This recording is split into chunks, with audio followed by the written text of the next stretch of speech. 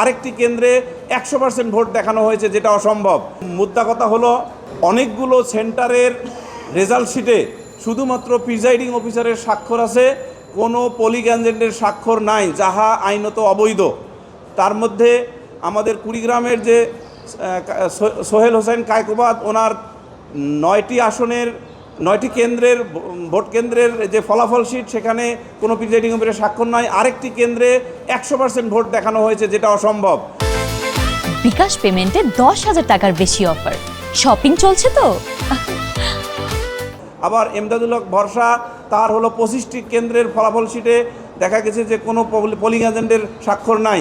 আর সবচেয়ে ভয়াবহ যে জিনিসটি, সেটা হলো যে মোহাম্মদ সাইফুল ইসলাম, যিনি রংপুর জেলার বিএনপির যে কনভেনর, ওনার 12টি সেন্টারের একই অবস্থা, অর্থাৎ পোলিং এজেন্টের কোনো স্বাক্ষর নাই।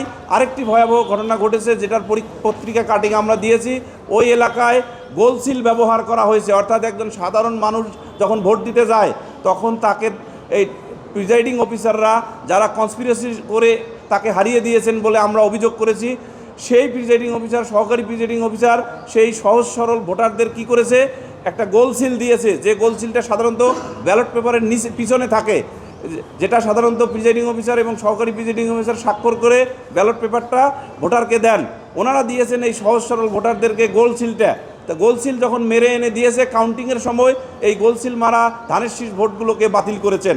সেই অভিযোগের পত্রিকা রিপোর্ট আমরা ওখানে সংযুক্ত করে দিয়েছি।